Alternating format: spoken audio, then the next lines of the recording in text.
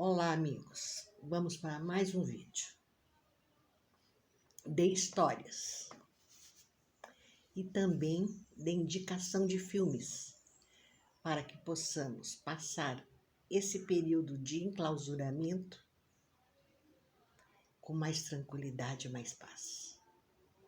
E quando eu penso em histórias, eu penso nas histórias de Jesus, que são as histórias mais lindas que eu já li e que eu já ouvi. E eu tenho um livro, eu tenho alguns livros, não muitos não.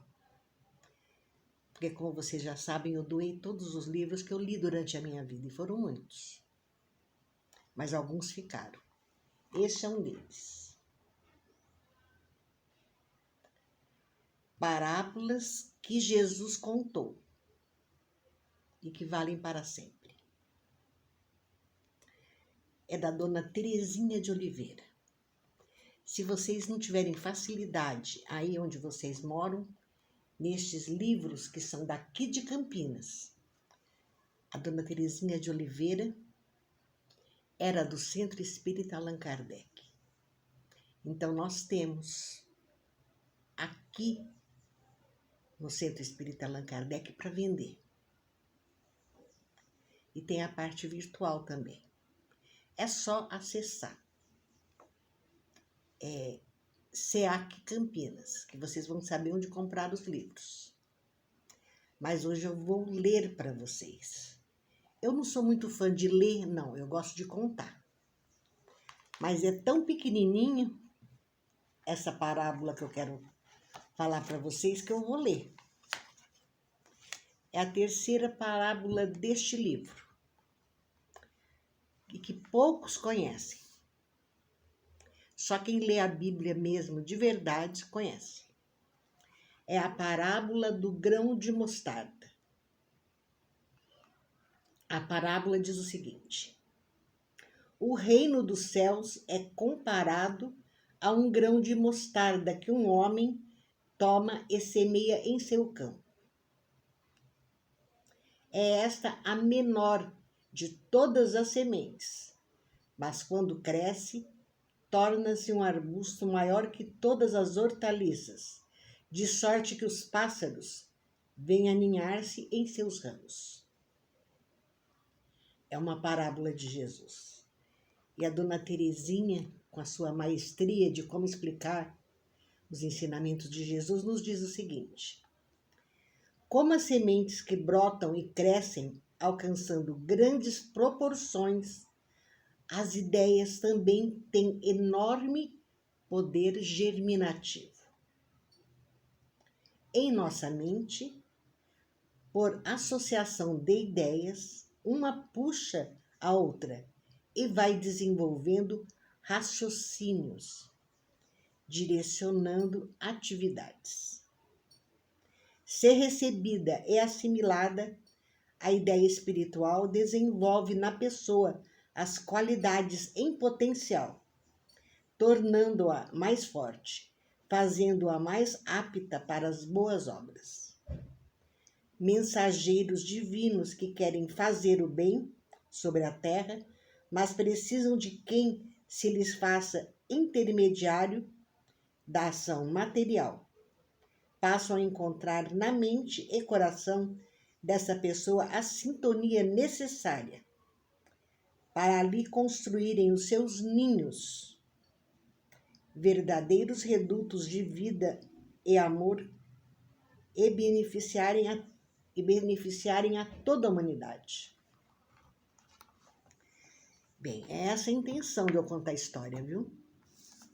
É passar um pouco do que eu aprendi. E eu tenho que confessar que se eu não tivesse estudado a doutrina espírita, eu não seria uma pessoa tranquila, calma, em paz com a vida, aceitando a vida como ela é. Essa parábola de Jesus, que fala da pequenina semente da mostarda, que se transforma num arbusto lindo, em que muitos pássaros fazem os seus ninhos. Então somos nós, fazendo o nosso ninho. Esse canal, para mim, é um ninho. É um ninho de conhecimento, de distração, de paz. É por isso que eu prezo um momento que vocês estejam em paz, tranquilos.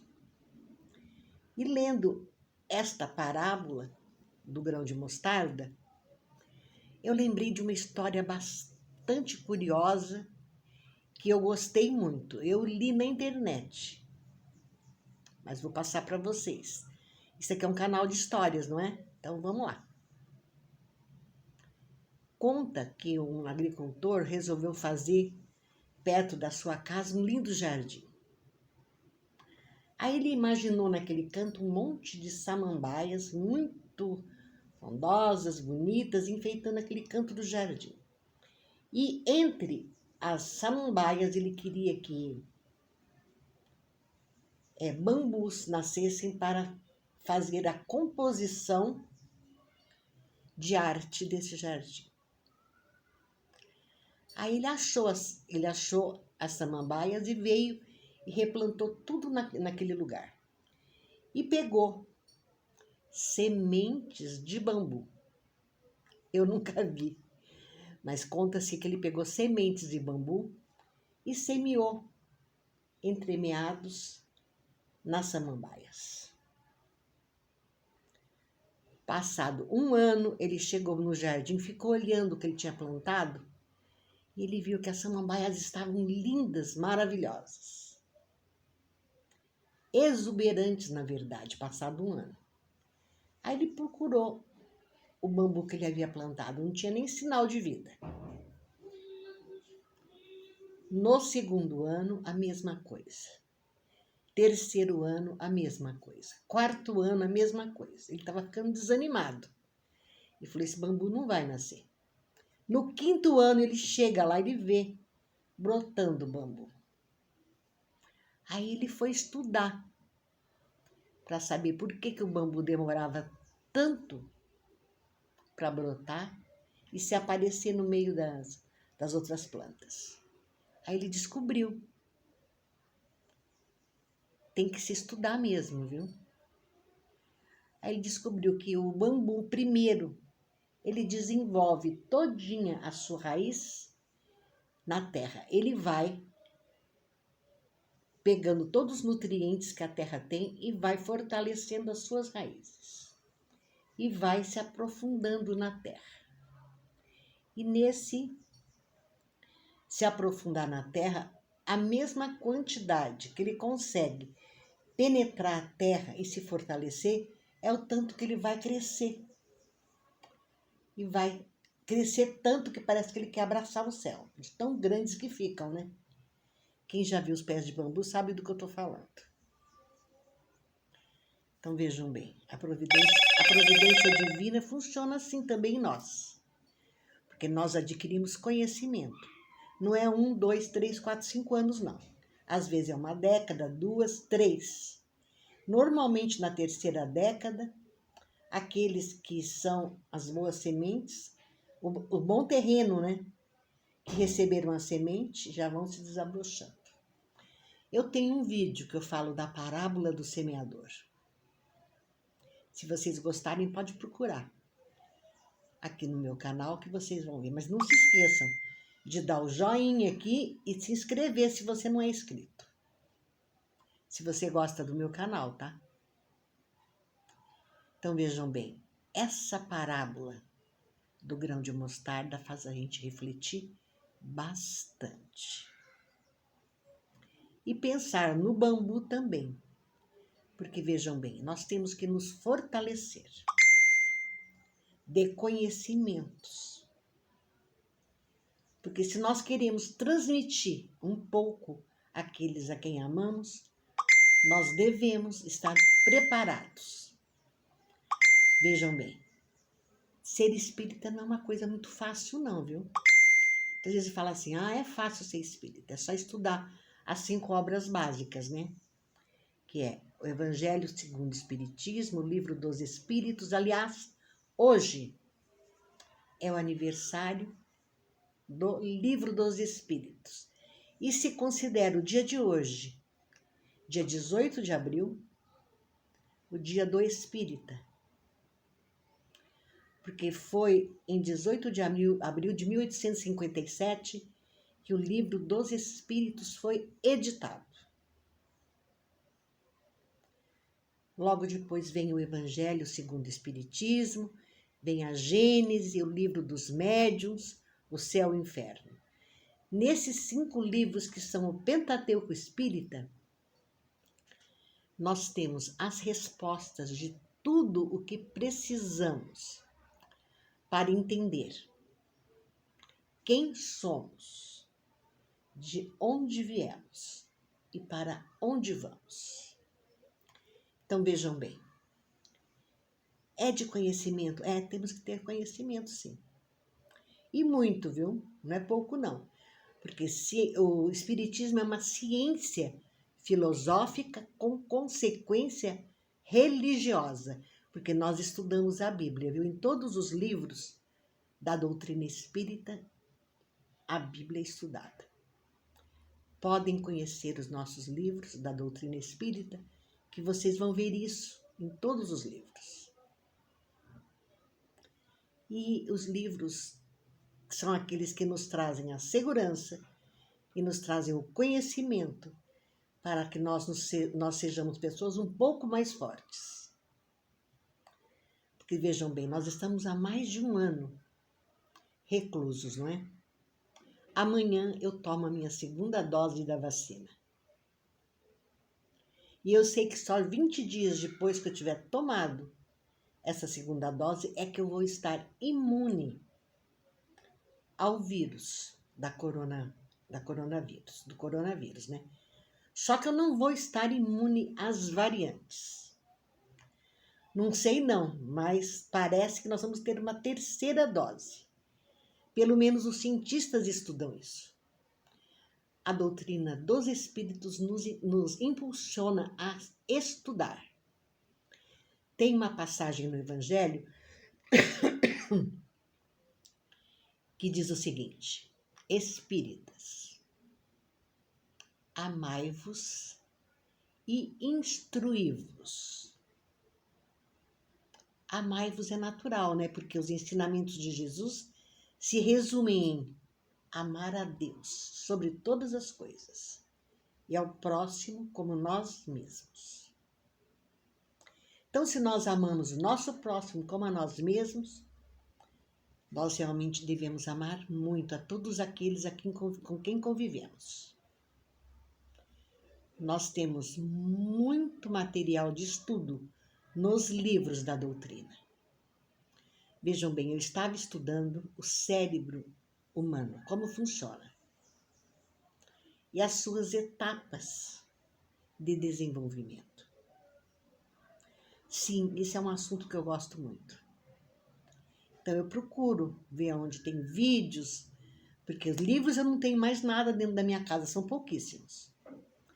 Mas eu procuro na internet ter conhecimento do que está acontecendo. Então, esse desenvolvimento todo nosso de encarnar, vocês vejam bem, André Luiz, em uma de suas obras, que eu sempre digo, se você vai ler os 5 livros da base doutrinária do Espiritismo, não se esqueça de adquirir todos os livros de André Luiz, psicografados por Francisco Cândido Xavier, porque eles nos dão explicações mais claras ainda do que os livros da doutrina. Porque eu digo, quem me procura que quer estudar Espiritismo, eu falo, bem, eu vou te indicar um livro que não pode faltar do teu lado se você for estudar a doutrina espírita. E é um livro que você nunca deve largar dele, porque só assim você vai entender a doutrina espírita. Tá bom, eu vou falar agora que livro é esse. O Dicionário. Sim, dicionário. Porque se você quer entender as obras da doutrina espírita e você não tem preparação de estudo, bastante rica de conhecimento da linguagem, você vai precisar do dicionário. Nossa, quantas vezes eu procurei o dicionário. Eu falava, meu Deus, eu nunca ouvi essa palavra. E lá ia eu procurar no dicionário, é lógico, né? Eu quero entender. Eu quero estudar. E vejam bem, a doutrina espírita, ela segue o mesmo caminho da ciência. Eu vou parecer meio petulante no que eu vou dizer, mas como eu tenho visto muita coisa de ciência, eu vou dizer para vocês, sem medo de errar. Mais de 90% do que os espíritos nos orientam e nos trazem na literatura espírita está provado cientificamente. É uma curiosidade? Não, é uma realidade. Isso existe. Então é uma doutrina em que você tem que usar o teu coração para entender a mensagem de Jesus. Mas pondo o teu cérebro para funcionar, para que você entenda como realmente deve entender, com o teu raciocínio, com a tua lógica, porque a lógica nos traz a segurança de que estamos estudando a coisa certa. Bem, eu já passei a minha mensagem de hoje, eu queria passar um pouco mais, tá? Mas eu me limito, porque senão eu falo demais. Mas eu vou indicar para vocês hoje filme, vou sim. Porque eu sei que nós precisamos nos distrair. Mas distrair com coisa boa, porcaria não me venha nem me trazer porcaria, porque eu não assisto. Em contrapartida, vocês vão achar até estranho, por uma senhora de cabelos brancos, porque minha cabeleireira não voltou a trabalhar, não estou pintando o cabelo. Então, cabelo branco é o que não falta aqui, viu? Então, uma senhora de cabelos brancos vai falar para vocês. O filme que eu mais assisti nesses últimos meses foi Bohemian Rhapsody. É a história do Queen. Na verdade, não é do Queen. É do Queen com o Freddie Mercury, que era o vocalista da banda, né? Eu aprendi a amar o Queen com o meu filho. Vocês podem achar estranho, mas eu tenho um filho de 50 anos. E aos sábados, enquanto ele limpava o quarto dele, porque cada um cuidava do seu quarto, das suas coisas, tudo em casa, era tudo dividido. E no sábado, quando ele ficava arrumando o quarto dele, ele deixava o som bem alto.